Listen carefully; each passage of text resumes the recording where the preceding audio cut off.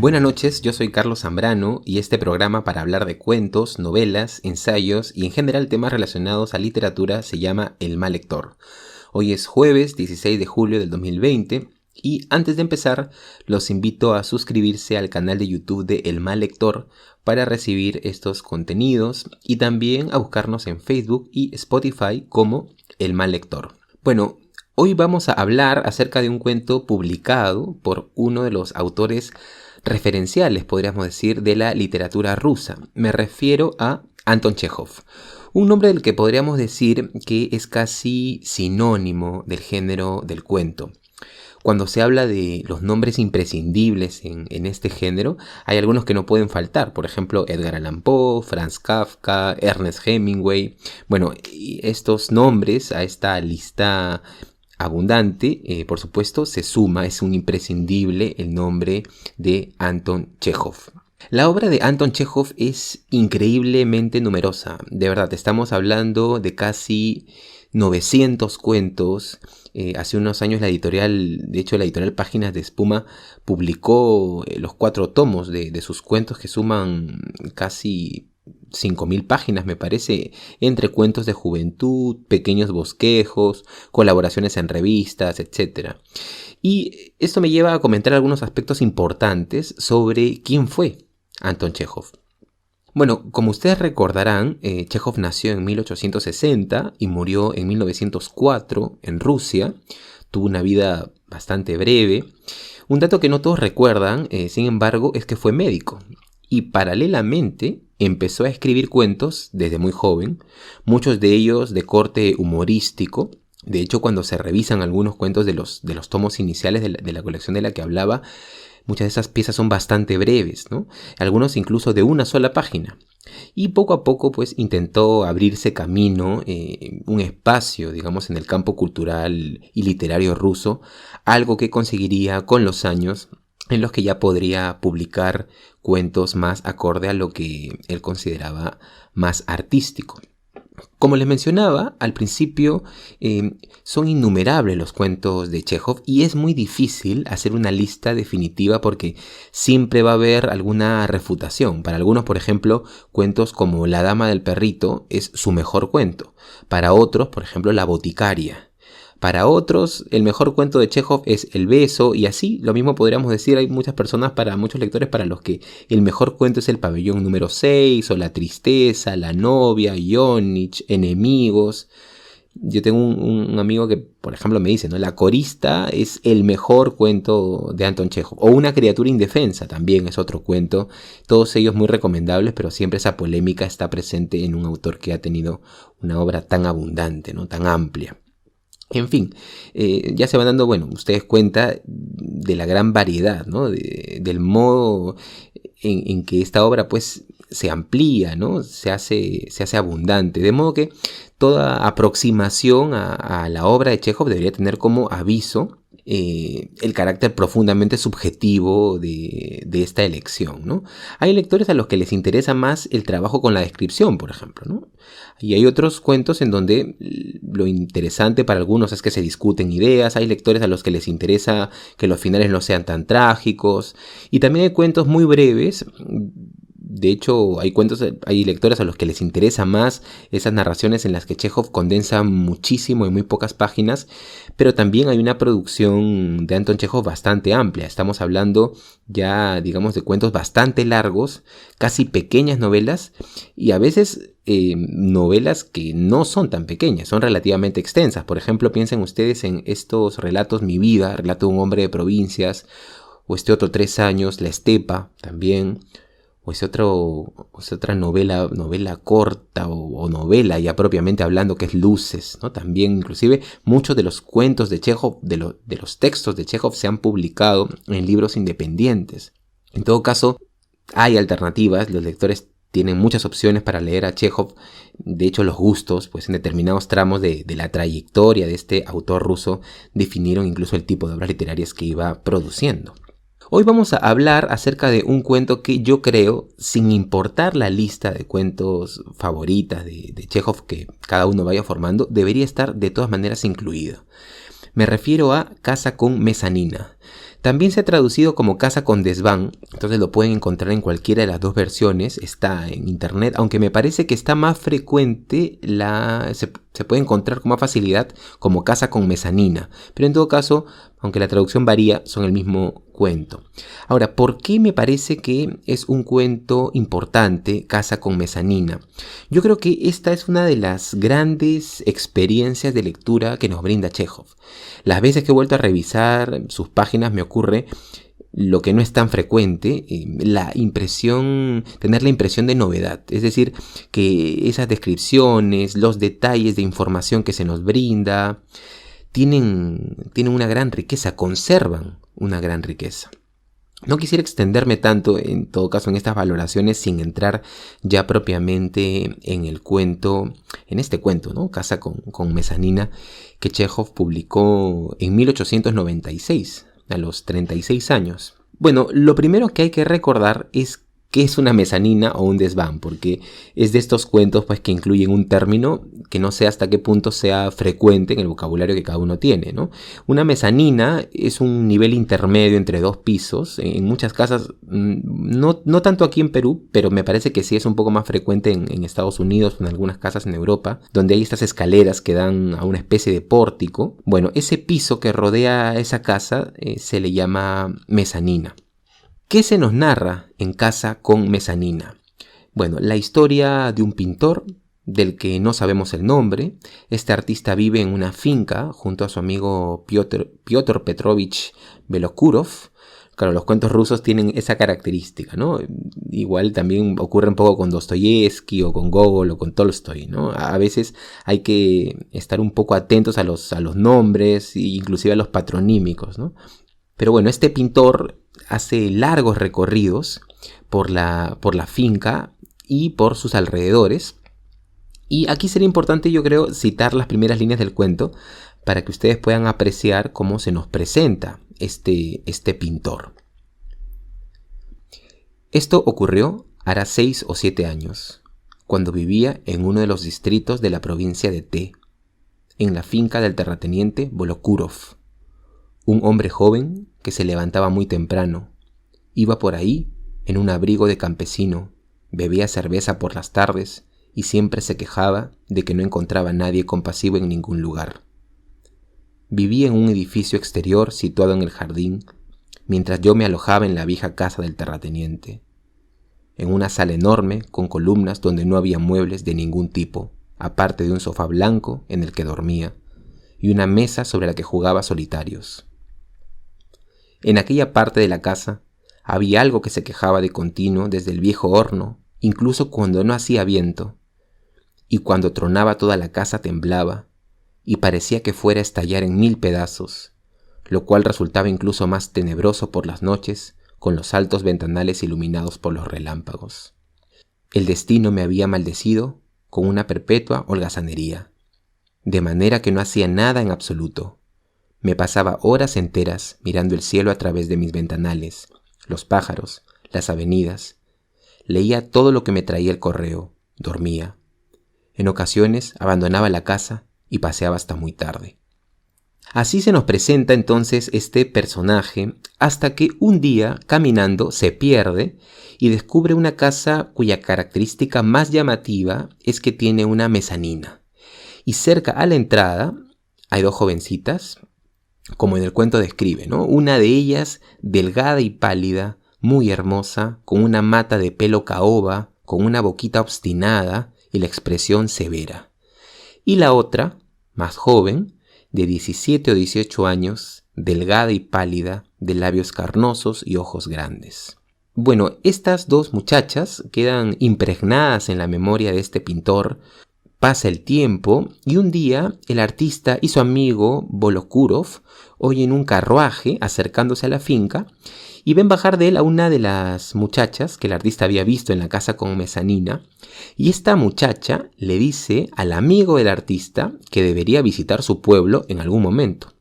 Cuando ella se va, Volokurov le cuenta al pintor quién es esta señorita y así nos enteramos de que se llama Lidia Bolchaninova y que es profesora de algunos campesinos en su pueblo, les enseña a leer. pero además es una mujer con muchas ideas de reforma en el lugar en el que vive, muy comprometida políticamente. Podríamos decir que se trata de una mujer con una aguda conciencia social, ¿no? El hecho es que cuando el artista los visita junto a su amigo, va a conocer más a fondo a las tres mujeres que viven, una madre y sus dos hijas, las que el artista había visto aquella vez en que se extravió, ¿no? Y para no entrar tanto en detalles, porque precisamente la esencia del cuento inicia con estas visitas, quisiera decir que el ambiente se va tornando un poco tenso, porque Lidia, conforme se van haciendo más frecuentes las conversaciones con este artista, no entiende bien la manera en la que él se relaciona con la realidad. Le parece de hecho que detrás de sus cuadros, porque este artista es un pintor de paisajes, debería haber un compromiso político, que el arte debería ser un instrumento para cambiar o criticar la realidad. Es decir, un arte que no se compromete, para ella es un arte vacío, y por eso ustedes van a leer, por ejemplo, que cuando ella toca temas ligados a lo social, siempre le dice, bueno, ese tema seguramente a usted no le va a interesar. Ahí podríamos ver un ataque muy discreto al artista, ¿no? Va a haber muchas ocasiones al respecto, inclusive en las que discutan, ¿no? Porque a ella le parece que la lectura es una herramienta fundamental para estar en contacto con las grandes ideas y así cambiar las cosas. Y a él le parece en cambio que el hombre debe trabajar menos, entregarse más al arte, a la contemplación. Como pueden ver, hay dos posturas relativamente contradictorias. Por un lado, en el caso de Lidia, le interesa más la lectura, la información, el estar pendiente, y más bien en el caso del artista, la contemplación es el estado primordial para la persona. Aquí vamos a encontrar, por ejemplo, un fragmento en el que el artista narra la impresión que tiene acerca de la impresión que él cree haber causado en Lidia. Yo no le gustaba. No le gustaba porque era un pintor de paisajes y en mis cuadros no representaba los problemas de las personas y por lo tanto yo debía de ser, o eso le parecía, indiferente a todo aquello en lo que ella creía con tanta firmeza. Recuerdo una ocasión en la que viajaba a lo largo de las orillas del lago Baikal y me encontré con una joven buriata montada a caballo, enfundada en una camisa y unos pantalones de algodón. Le pregunté si me vendería su pipa y mientras hablábamos, observaba con desprecio mi cara europea y mi sombrero. Tardó un minuto en aburrirse de mí, espoleó al animal y se alejó galopando. Lidia me despreciaba exactamente de la misma forma, por resultarle ajeno a su mundo. Aunque nunca demostraba su disgusto, yo era consciente de la existencia del mismo. Ahora, en paralelo a esta relación intelectualmente tensa entre el artista y Lidia Bolchaninova, vamos a encontrar otro vínculo, el del pintor con la hermana menor llamada Xenia, a la que de cariño llaman Misius. Y lo que en Lidia va a ser conflicto, inconformismo, reclamo, en Xenia va a ser admiración, aprendizaje. Tal vez porque Xenia no tiene todavía la militancia que sí su hermana mayor Lidia. Y va a desarrollarse allí un vínculo al principio muy pedagógico entre el pintor y ella, un vínculo muy de admiración, y poco a poco este vínculo va a ir tomando otra forma que ustedes irán descubriendo. Revisemos, por ejemplo, un fragmento de una conversación entre ambos. Xenia le hace una pregunta y el artista responde. Pero, ¿no te aterran las cosas que no puedes entender? Yo me enfrento con decisión a los fenómenos que no comprendo y no los trato con reverencia. Soy mejor que ellos. El hombre debe reconocerse como superior a los leones, los tigres, las estrellas, superior a todas las cosas de la naturaleza, incluso superior a las cosas que no entendemos y que nos parecen un milagro. De otra forma no se es un hombre, sino un ratón, asustado de todo. Xenia pensaba que, al ser artista, debía saber muchas cosas, incluso que podía adivinar con facilidad todo aquello que no supiera. Ella quería que le mostrara el camino hacia el reino de lo eterno y de lo hermoso, dentro de aquel mundo de ideas más elevadas en el cual yo me movía con total acomodo, o eso imaginaba.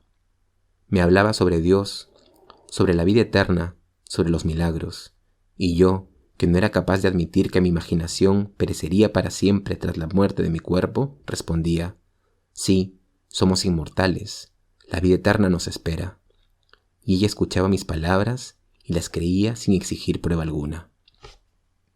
Casa con mezanina es un cuento en el que abundan conversaciones en las que el artista se explaya acerca de lo que piensa sobre la vida, sobre el arte, sobre el compromiso político.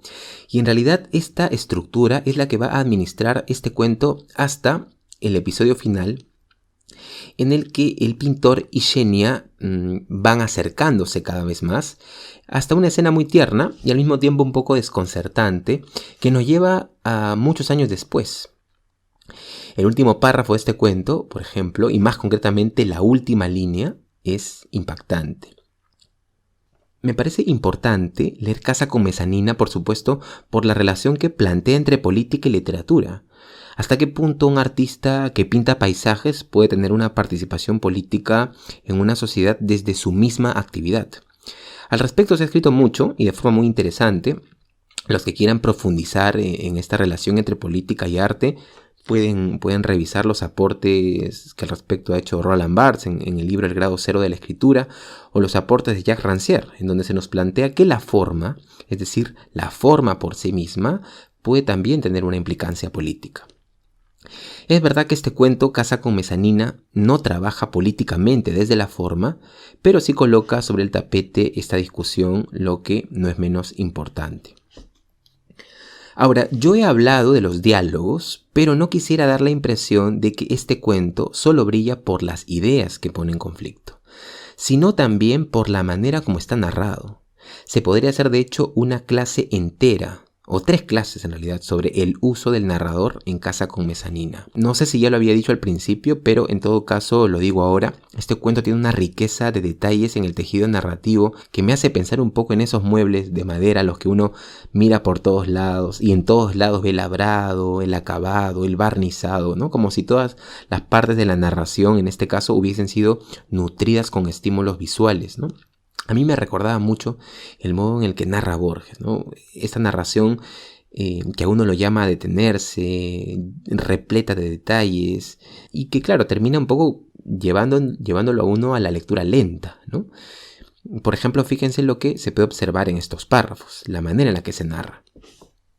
Al marcharme de casa de los Bolchaninov, me llevé conmigo la impresión de un día muy largo de fin de semana, y fui tristemente consciente de que en este mundo todo llega a su fin, no importa cuánto dure. Xenia nos acompañó a la verja y, tal vez por el hecho de que había pasado todo el día en mi compañía, desde la mañana hasta la noche, sentí que sin su presencia me embriagaba el hastío y que toda aquella querida familia me era muy cercana. Por primera vez en todo el verano sentí deseos de pintar. O esta otra cita, por ejemplo. Comencé a pasar mucho tiempo en casa de los Bolchaninov. Solía sentarme en los primeros escalones de la balaustrada. Me atormentaba un sentimiento de insatisfacción con mi persona. Sentía lástima por mi vida, que estaba pasando de forma tan rápida y sin ningún suceso de interés, y no podía dejar de pensar en lo bueno que sería arrancar de mi pecho este sentimiento que tanto me pesaba. Y a la vez que pensaba estas cosas, escuchaba a la gente conversando en la terraza, las faldas con su frufrú, a alguien que pasaba las páginas de un libro. Pronto me acostumbré al hecho de que durante el día le iba a visitar a pacientes, entregara libros, y a menudo fuera a la aldea con su cabeza descubierta debajo de una sombrilla, y a que se pasara todas las veladas hablando en su forma altisonante sobre el consejo o sobre las escuelas. Bueno, como podrán notar, la narración no solo se emplea para transmitir información, sino que parece condensar una subjetividad. Los diálogos, por supuesto, dinamizan la historia. Los lectores estamos muy atentos a las discusiones entre arte y compromiso político entre el artista y Lisa. Pero también hay momentos en los que esa tensión queda suspendida y el artista nos describe los pensamientos que lo aquejan. Casa con mezanina sin duda es un cuento ideal para leer en un lugar tranquilo, con silencio, con mucha paciencia, pero paciencia no porque sea difícil, sino porque esa paciencia alimenta el mismo hecho de disfrutar la descripción de Chekhov. Y también, bueno, con un lápiz, no para estudiar el cuento, sino para subrayar algunos párrafos que nos gustaron o que queramos repasar en el futuro, algunas descripciones, etcétera, ¿no? Y luego, a nivel de personajes, hay un gran manejo. La manera como se nos diferencia, por ejemplo, Lidia, intelectualmente muy despierta, de Xenia, más dócil, más inocente, o la madre, que es sumisa y que siempre le da la razón a Lidia, el amigo del pintor, Piotr Petrovich Belokurov. Pero al mismo tiempo esos personajes no caen en el estereotipo, es decir, no se quedan fijos en una sola forma de ser y a veces cambian. Y en este sentido hay un gran trabajo de observación por parte de Chekhov. Ahora, estas características no solo aparecen en este cuento. Yo les decía al principio que la obra de Chekhov es gigante. Tal vez estamos ante una de las producciones cuentísticas de autor más abundantes de la historia de la literatura.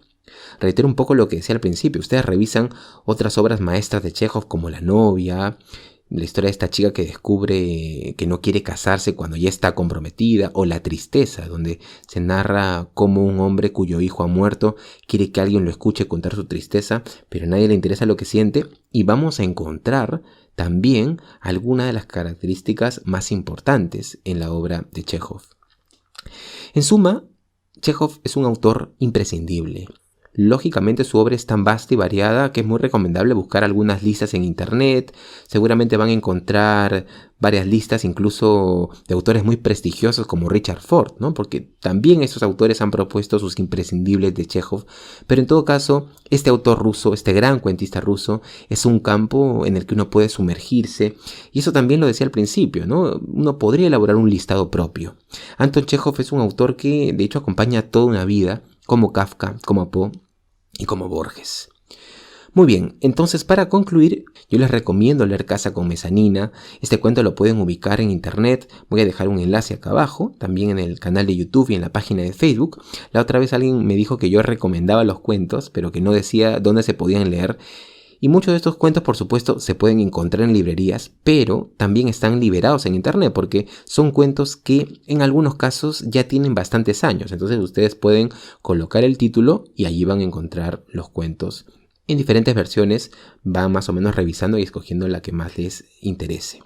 Bueno, yo creo que podemos dejarlo aquí.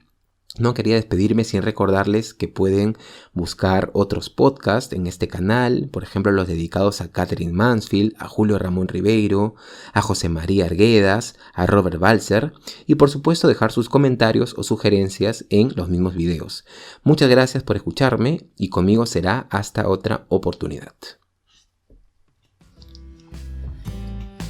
Si te gustaría escuchar más capítulos como este, te invito a suscribirte a nuestro canal de YouTube, El Mal Lector, y compartir estos contenidos con tus amigos.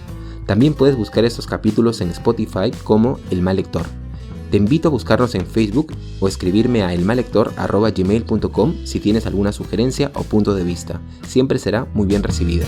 Yo soy Carlos Zambrano y esto fue El Mal Lector.